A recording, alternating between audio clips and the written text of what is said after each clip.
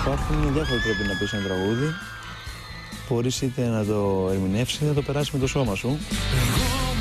Αυτό προσπάθησα να κάνω στο έκτο live. Πήρα ένα τραγούδι το οποίο είναι πολύ δυνατό, μπορεί να ξεσηκώσει το κοινό και προσπάθησα να το επικοινωνήσω.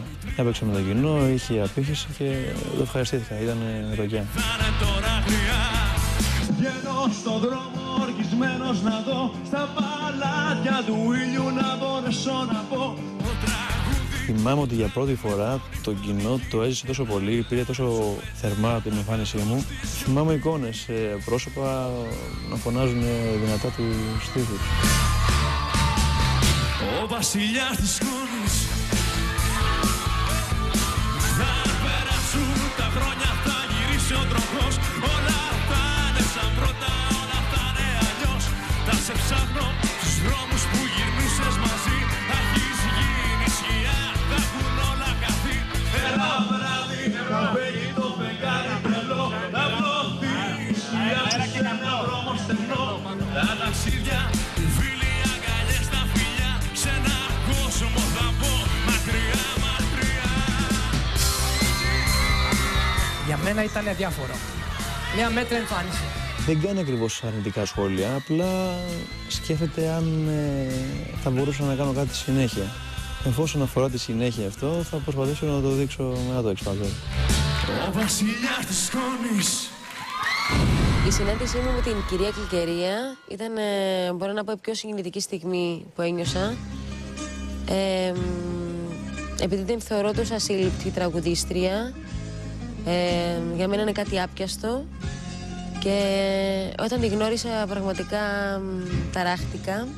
Γεια σας! Καλώς την κουτιά. Καλώς σας βρήκαμε. Καλώς ήρθατε. Ελπίζω όσο κούκλα να είσαι τόσο ωραία να τραγουδάς. Χαίρομαι καταρχάς που επέλεξες ένα από τα πιο όμορφα λαϊκά τραγούδια που έχουν γραφεί τα τελευταία 20 χρόνια.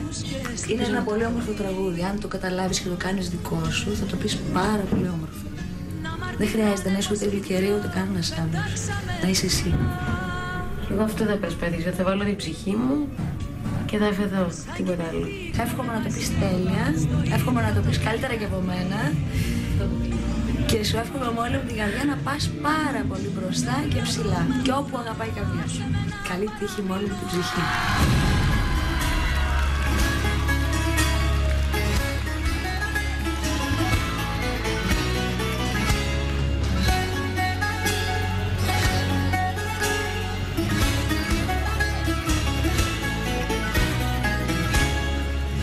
Μέχρι να γίνουμε άγγελοι, να βγάλουμε φτερά.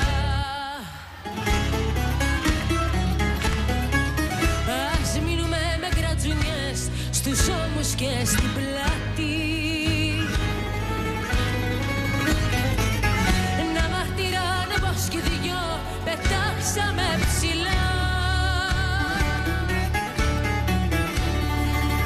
Σαν κοιμηθήκαμε μαζί στο ίδιο το κρεβάτι.